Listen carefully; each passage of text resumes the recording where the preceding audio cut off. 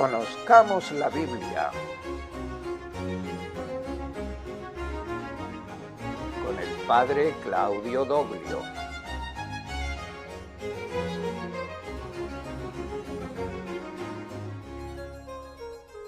Textos apócrifos. Video número 4 y último de textos apócrifos. Hoy, Protoevangelio de Santiago. En el mundo de los apócrifos del Nuevo Testamento hay muchos textos diversos.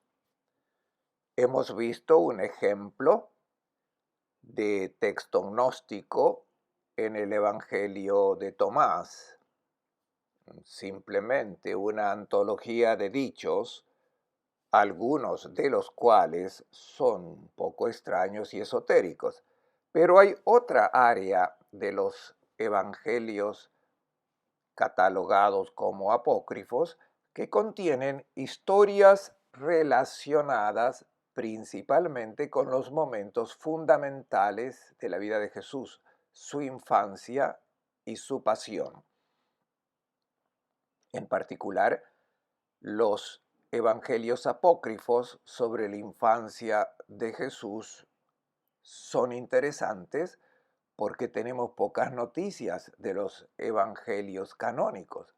Solo Mateo y Lucas cuentan algunos episodios, pero mucho ha permanecido desconocido.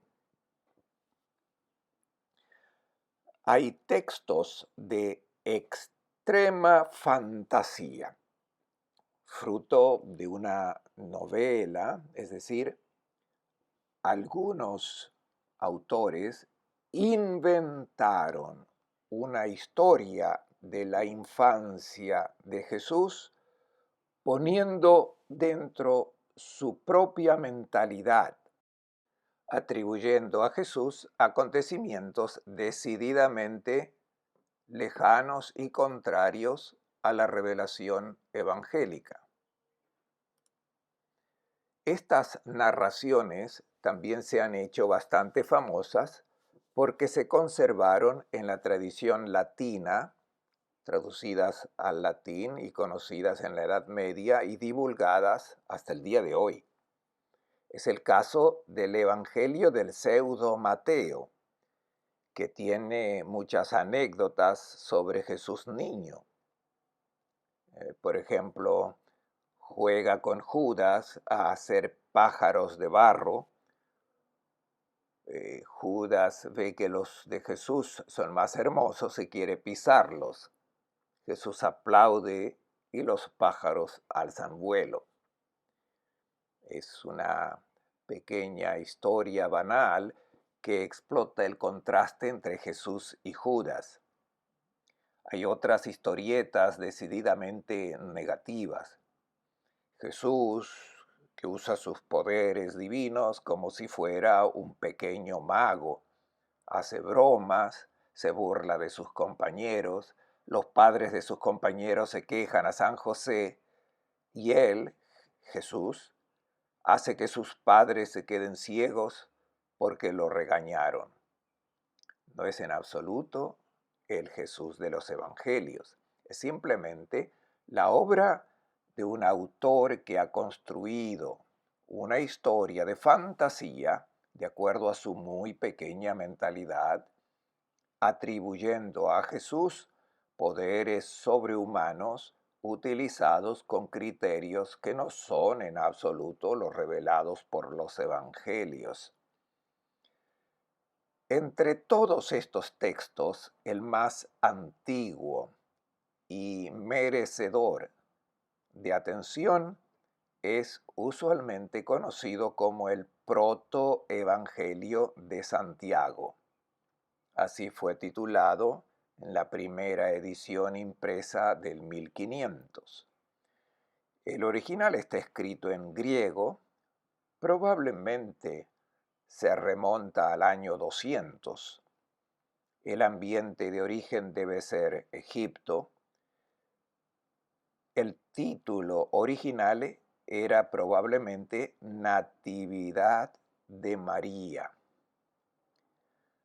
se atribuye a Santiago, uno de los 12 apóstoles, Santiago el Menor, Santiago de Alfeo, hijo de Cleofás, pero considerado en esta tradición como hijo de San José de un primer matrimonio.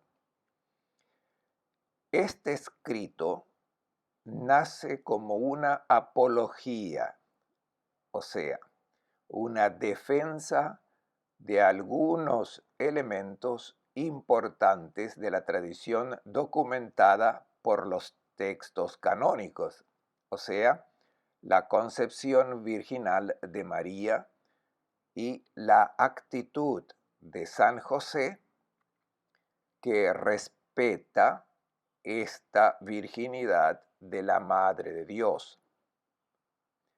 El texto sirve para presentar de manera legendaria el nacimiento de María, su educación en el templo, su perpetua virginidad.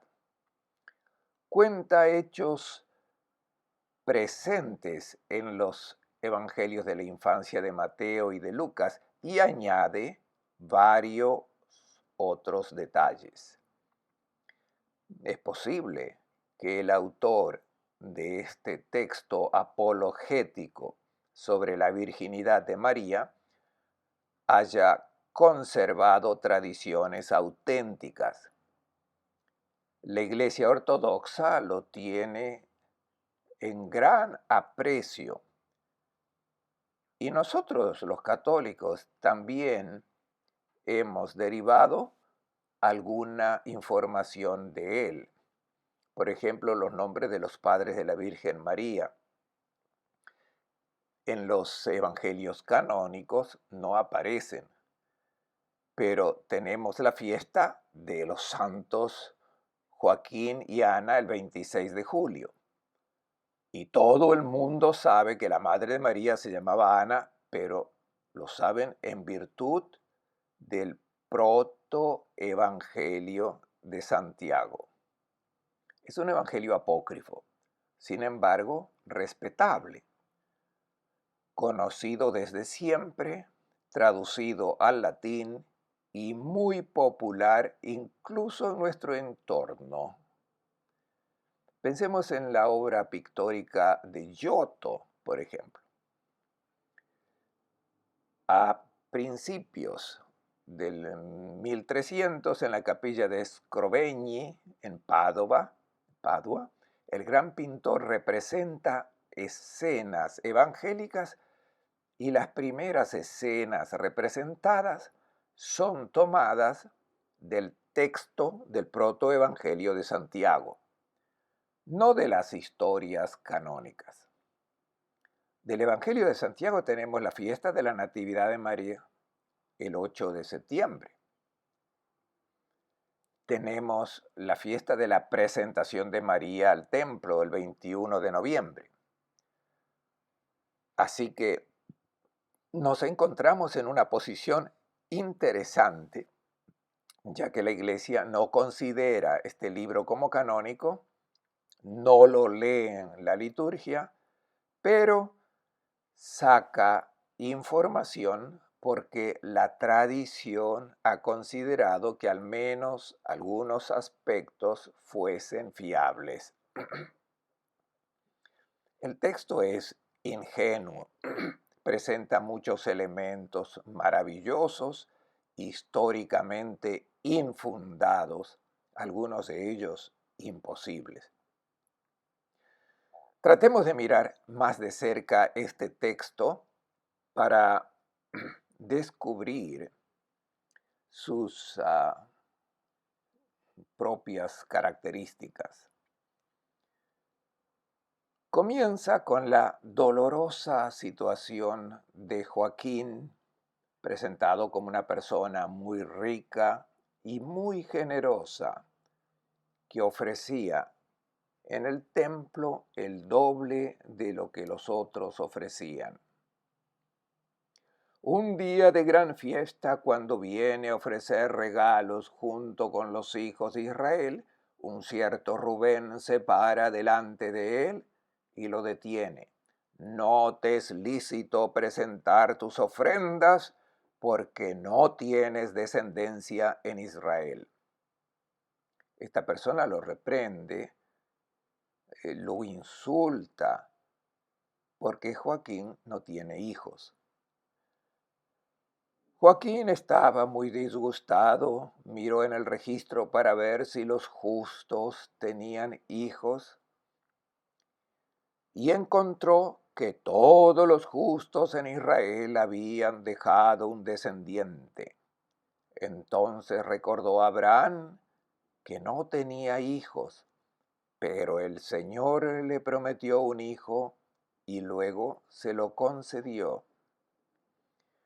Joaquín estaba dolorido y entristecido y no se mostró ante su esposa, huyó al desierto y levantó su tienda allí y ayunó 40 días y 40 noches, diciendo dentro de sí mismo: no bajaré ya sea por carne o por bebida hasta que el Señor mi Dios me visite, y mi oración será mi carne y bebida. Las escenas representadas por Giotto comienzan con el enfrentamiento de Rubén, que bloquea a Joaquín, y luego con la retirada al desierto.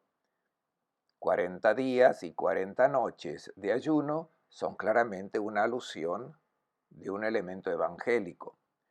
Como ha hecho Jesús, también el abuelo de Jesús, Joaquín, se retira al desierto y reza. Finalmente, la buena noticia tiene lugar. Siguiendo el modelo de la Anunciación a María, también se narra la Anunciación a Ana. Dice: y he aquí que un ángel del Señor se apareció a Ana diciéndole: Ana, Ana, el Señor ha escuchado tu oración y vas a concebir, y de tu prole hablará todo el mundo. Y en aquel momento vinieron dos mensajeros que anunciaban: mira, Joaquín tu marido viene con sus rebaños. Un ángel del Señor bajó a él diciendo: Joaquín, Joaquín, el Señor Dios ha escuchado tu oración. Baja pronto porque tu esposa Ana ha concebido en su seno. Y los dos se encuentran, y Giotto representa la escena del encuentro en la puerta de la ciudad de Joaquín y Ana con un rebaño. El pintor lo representa este texto y el pintor hace el cuadro. Joaquín y Ana, por lo tanto, tienen una hija. Cumplidos los meses, Ana dio a luz y preguntó a la partera: ¿a quién di a luz? Ella dijo: una mujer. Y Ana dijo: mi alma se ha amplificado este día, y la acostó. Y cuando se cumplieron los días, Ana se purificó y le dio de mamar a la niña y la llamó María. Es la anunciación del nacimiento de María. Muchos cuadros representan el nacimiento de María, con la anciana Ana en la cama, con Joaquín, las parteras que lavan a la niña. Y día tras día la niña se fortalecía. Y cuando tenía 6 meses de edad, su madre la trató de parar en el suelo para probar si ella podía pararse. Y caminó 7 pasos y regresó a su seno. Y ella la atrapó diciendo: como el Señor mi Dios vive, tú no caminarás más en este terreno hasta que te lleve al templo del Señor. Y ella hizo un santuario en su recámara y no permitió que nada común o inmundo estuviera presente. Y llamó a las hijas de los hebreos que estaban sin mácula, y ellas la cargaban de un lado a otro. La habitación de la cama de la niña María se convirtió en un santuario. fue defendida de todo lo impuro. Solo mujeres intachables se acercaron a ellas y la atendieron. Cuando se cumplió el primer año de la niña, Joaquín hizo una gran fiesta e invitó a los sacerdotes y a los escribas y a la asamblea de los ancianos y a todo el pueblo de Israel. Joaquín trató a la niña con los sacerdotes, quienes la bendijeron diciendo: que el Dios de nuestros padres bendiga a esta niña y le dé un nombre reconocido para siempre entre todas las generaciones. La madre decide ofrecerla al Señor. Los meses de la niña aumentaban. A partir de 2 años, Joaquín le dijo a Ana: llevémosla al templo del Señor para cumplir la promesa que prometimos, y no vaya a ser que el Señor no la acepte y nuestro regalo sea inaceptable. Y Ana dijo: esperemos hasta el tercer año, que la niña ya no requiera a su padre o madre. Joaquín dijo: esperemos.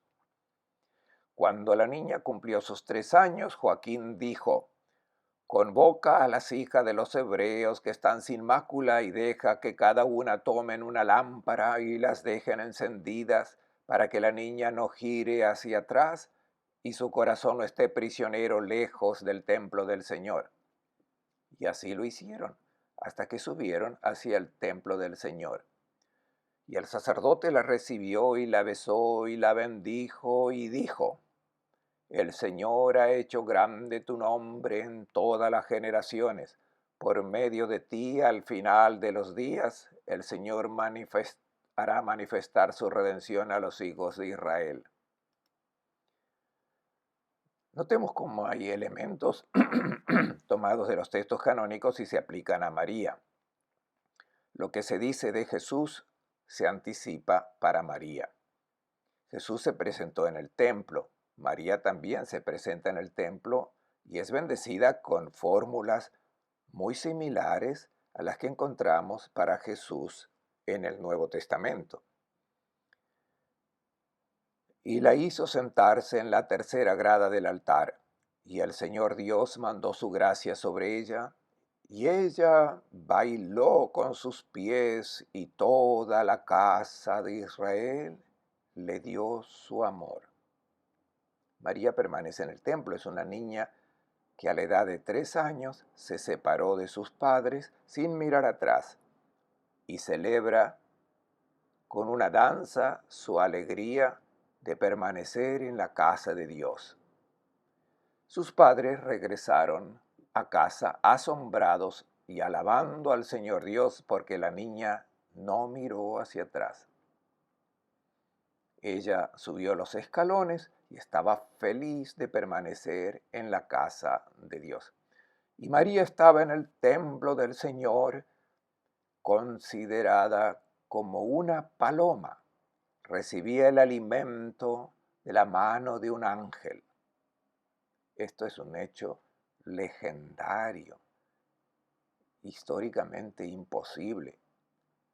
Una niña pequeña acogida en el templo y alimentada por un ángel. Muchos iconos bizantinos de la presentación en el templo muestran en una esquina una celda en la parte superior del templo donde esta niña se encuentra y el ángel le trae la comida.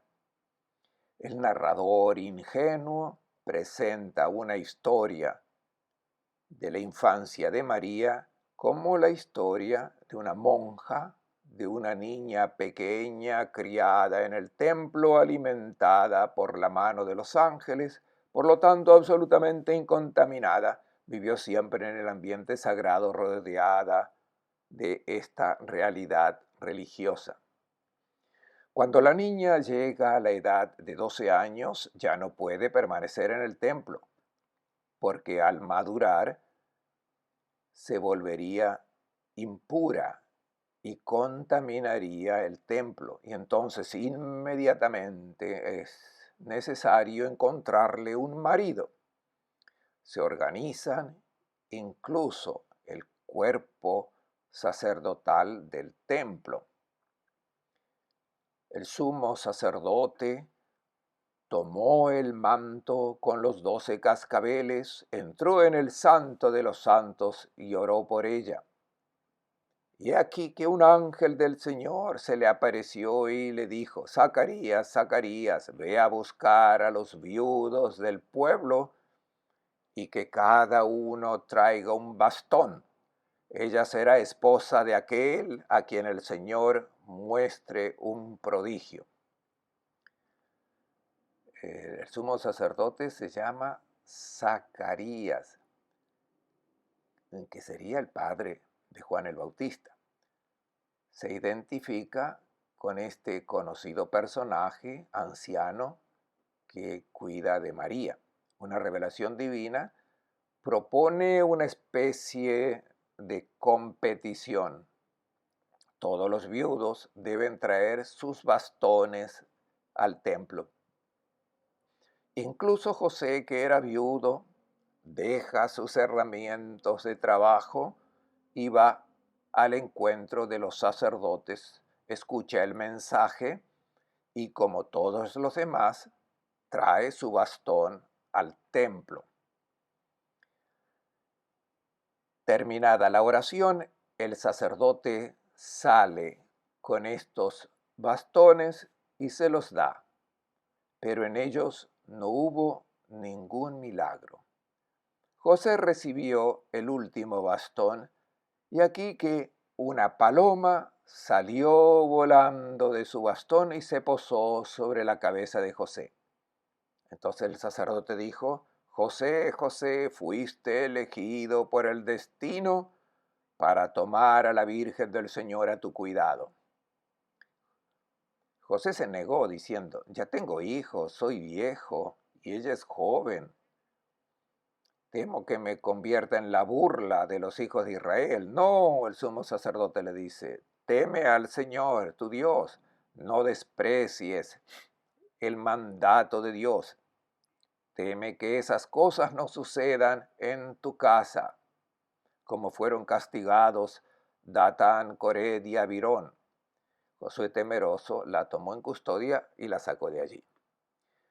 Y de aquí viene la idea de José viejo, anciano.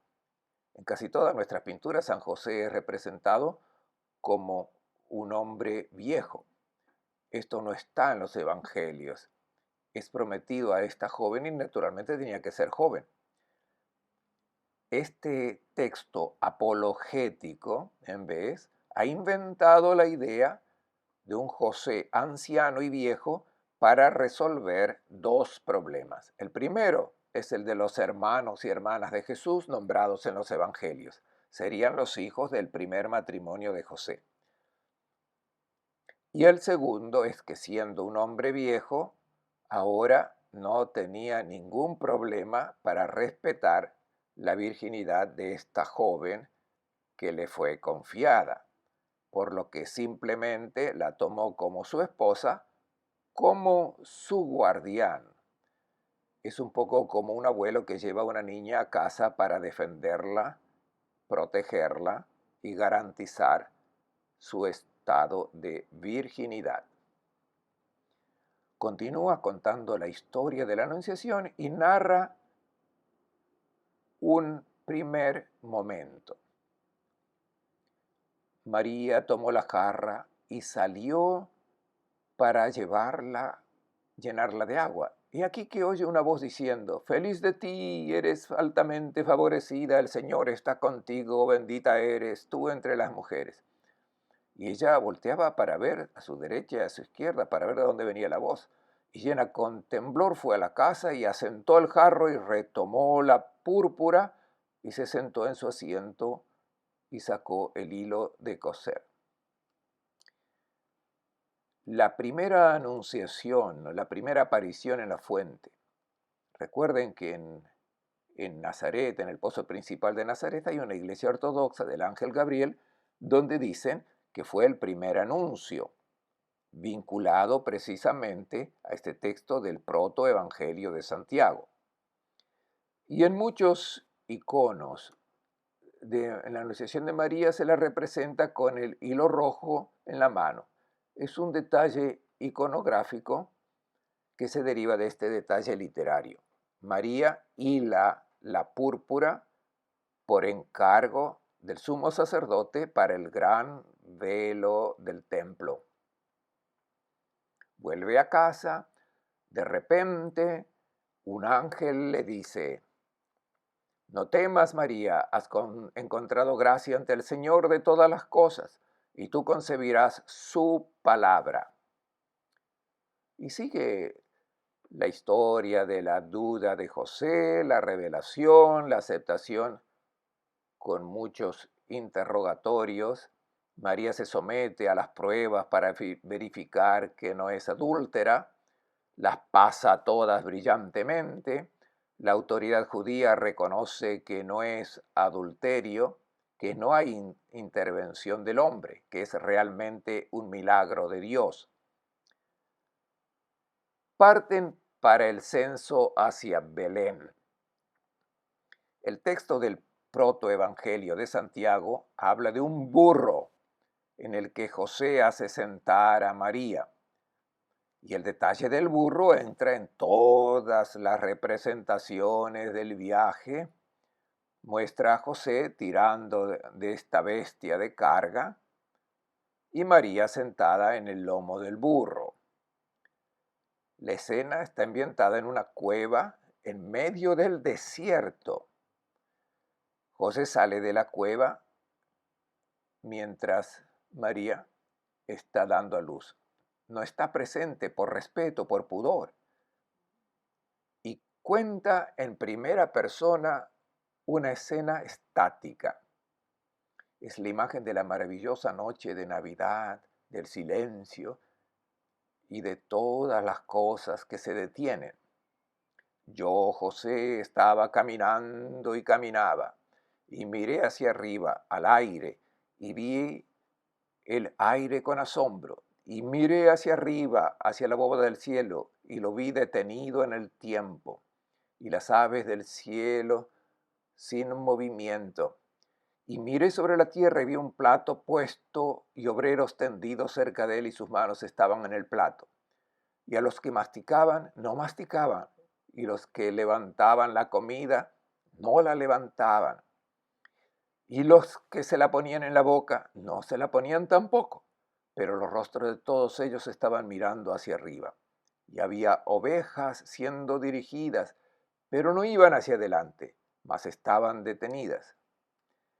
El pastor levantó su mano para golpearlas con su vara, y su mano se detuvo arriba. Y miré a la corriente del río y vi las bocas de los cabritos en el agua y no bebían. Y de repente todo se comenzó a mover hacia adelante en su curso. Es una escena de un pesebre. Todo está quieto. En el momento del nacimiento el mundo se detiene. Incluso las aguas se detuvieron y luego reanudan normalmente. José va a buscar una partera, la encuentra, la partera ayuda a la madre, lava el bebé y es testigo de un contacto físico de la virginidad de María, incluso después del nacimiento. Y ella sale y le dice a una colega que se llama Salomé de haber encontrado una virgen que ha tenido un parto. La otra persona no lo cree y quiere entrar a verificarlo y quiere meter la mano. Se da cuenta de que en realidad es virgen, pero queda paralizada por su incredulidad. El texto es ingenuo y apologético, añade muchos detalles y continúa la historia con la visita de los Reyes Magos y luego el martirio de Zacarías, malinterpretando un texto bíblico que habla de la sangre de Zacarías, pero él es un antiguo sacerdote de hace muchos siglos. Este texto lo aplica a Zacarías, padre de Juan, un sacerdote que fue condenado a muerte, y el autor termina: ahora yo, Santiago, el que escribe esta historia, luego de la muerte de Herodes, surgió en Jerusalén un tumulto, me retiré en el desierto hasta que la turbación cesó en Jerusalén. glorificando a Dios el Señor que me dio regalo y la sabiduría para escribir esta historia. Y la gracia estará con aquellos que temen a nuestro Señor Jesucristo y a quien sea la gloria para siempre y siempre. Amén. Este texto apócrifo, ingenuo y apologético, ha sido muy apreciado en la tradición cristiana en Oriente y en Occidente, y nosotros pagamos las consecuencias. No todo es para ser desechado, es una literatura que hay que conocer y valorar, y en algunas cosas todavía nos puede ser útil.